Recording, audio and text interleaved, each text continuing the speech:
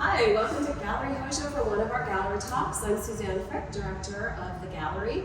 Very excited to present an artist who is new to us for our most recent show. Very excited to have his work in the gallery. Diego Rigales, can you tell us a little about yourself? Of course. Thank you. Very happy to be here. My name is Diego Rigales. I am from here in New Mexico. Grew up in Santa Fe, and I spent some time in Mexico City afar, but Santa Fe in New Mexico is definitely home for me, and very excited to be here. And where did you go to school here at UNM? I did. Yeah. My background is in architecture at UNM, and that was fantastic because it was sort of an umbrella that opened up this whole new way of thinking and seeing the world. And I feel like I was always trying to escape to the art building and take sculpture classes. And it wasn't until third year that I was able to talk to Willie Fletcher and beg her, please, can I please join your advanced sculpture class, even though I hadn't taken, the beginning course. But I was able to do that, and it opened up my whole world to the arts. And maybe I'm starting to now understand that artistically, that is how I see the world, even though I really value my education in architecture. Mm-hmm. It does seem like another artist in the gallery, Adrian standing up Pinnacus, he got his master's in architecture, and he talked about how he didn't really want to design buildings, but he liked the thought process behind how you put together a building. Is that kind of mechanical approach? Yeah, it's a way of like synthesizing information and perceiving and seeing the world that is very valuable to me, at least. And I think that everyone should maybe consider that. And when you take that into art, it's super interesting because you're not only creating from a place in the soul and from spirit, but you have this understanding of the context of the world around you, and you're able to marry those two and provide. And I think that heightens the work, or heightens the message of what an artist is trying to say. Mm-hmm. I think there is. I actually can see in your work, now that you say that intentionality, that how you put things together, how you compose things more in 3 dimensions. Even when you're working on a painting, your paintings seem to have a lot of space. But it sounds like you started with sculpture, so should we start with your sculpture? Yeah, of course. I love your chairs. The colors, the vibrancy remind me so much of visiting Mexico City, that very Casa Azul feel. Can you tell us about them? They're so elongated and exaggerated, and just really beautiful. Thank you. Yeah, thank you so much. These were part of a show that was called Volviendo a Casa, Returning Home. And it's a whole idea of me trying to reconnect with my Mexican heritage.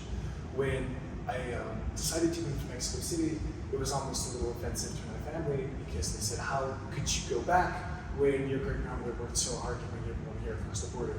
And I sort of was diving into this, and I said, well, my grandmother would also say that everybody has a seat at the table. And I think that in Mexican culture, that's really important, is that everybody does have the opportunity to sit around a table. But maybe there are instances in life, maybe queer individuals or family members who have been sort of, not banished, but exiled in some sort of emotional way.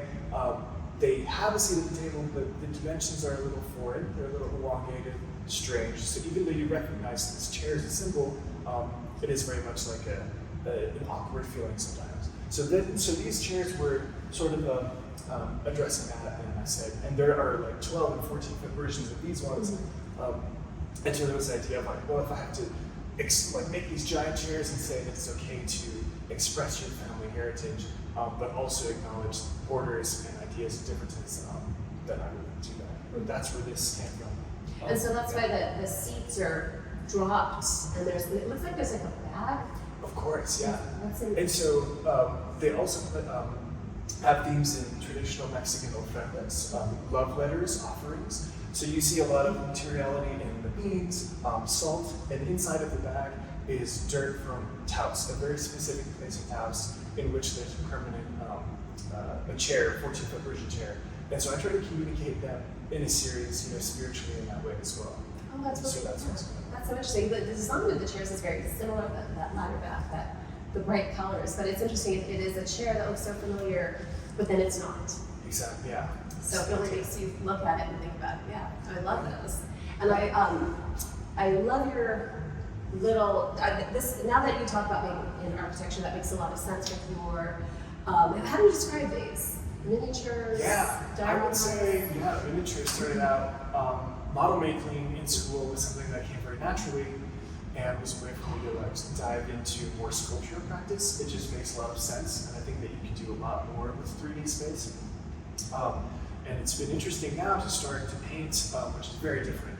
I feel like I don't really understand this field, but Oh, really? moving into it. Because your works, forgive me for saying this, I'm like 3 times your age almost, well, at least twice. There's a really sophisticated approach that I see in your paintings where you seem to be creating almost an abstraction, but that it links to landscape. So it moves from abstraction to figurative, and then you add these figures that sometimes you have to like hunt for them visually. That they're not right out front. But as you look, the more you look at these paintings, the more you start to see. Like here, this one, you get a sense of this vast landscape, which we're familiar with in New Mexico. But then you get to see the figure of the skeleton in there. Yeah. Very interesting. I think, as an artist, we all have this feeling, this spirit, this energy that we don't understand as in youth. And then over time, you're like, oh, okay, well, how, just like in architecture school with context, okay, I'm an artist and I'm here. What can I do? What is my obligation to our species?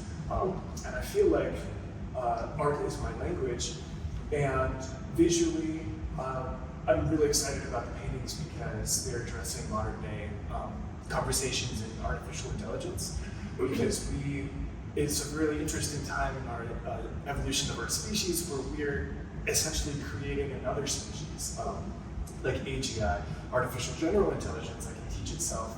And essentially there's going to be a point where, well, what is consciousness? And there's all of these conversations about that. And so if I could be here, some kid in New Mexico that is painting and documenting these, conversations, I will do that. And so it's almost like these paintings are not for us, but for our species, like 300 years in the future. It's like, this is what was going on. So there are like traditional themes and landscape and an homage to like our heritage, but then, like a singularity, it's addressing, a really real and, almost ominous, like thing that could happen. I don't know if you know much about a singularity, but a singularity is when one AI is able to teach another AI, and we call those agents. So we have agent 1 is receiving information from inputs in machine learning, and then it is now teaching agent 2. And so it's kind of like an AI is creating its own babies. So we have these like themes like evolution and Adam and Eve, and I think that my head is there, as we start to integrate with these things.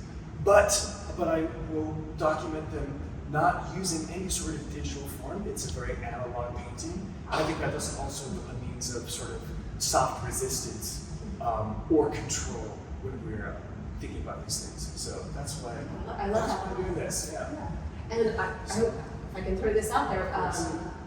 2 scholars that I've had the privilege of working with, Dr. Suzanne Fricke and Dr. Jason Edward Lewis, Indigenous scholars, they wrote the most amazing article about AI as kin, which is that in certain indigenous philosophies, especially I think from Lakota, inanimate objects can be thought to have a soul, such as like a rock. And therefore we need to think about computers not as these inert beings, soulless. We need to be respectful. This is it's a theory that they put out that I really love, and I think it makes a lot of sense. So I sort of sense that in your work that you're not looking at AI as the enemy that's going to defeat us, but as something new, a new organism. And that's a really beautiful way of addressing this issue that seems to be making everybody a little crazy right now.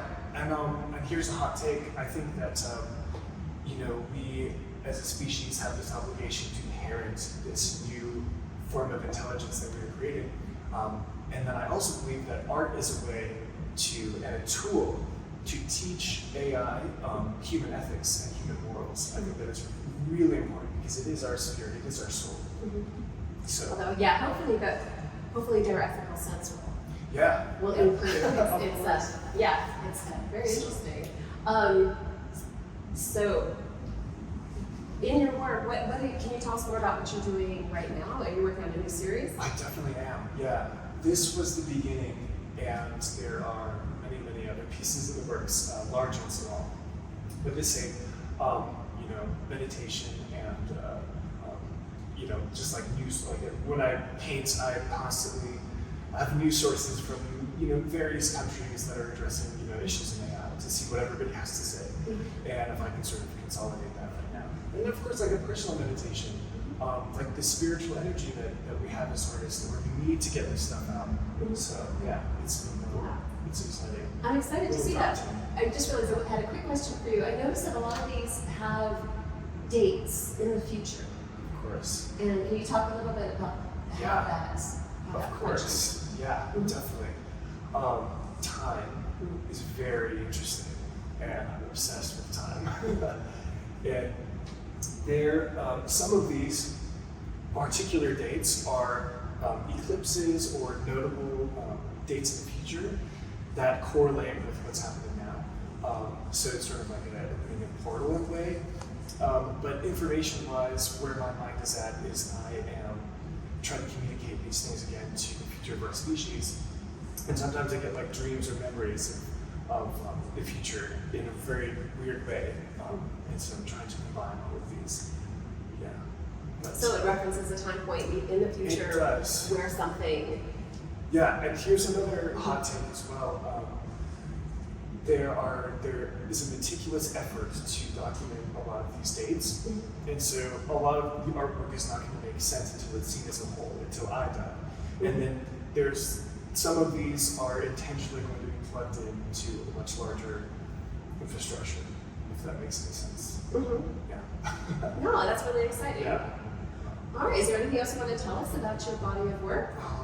That's here. Do you want to talk about these larger chairs? Yeah.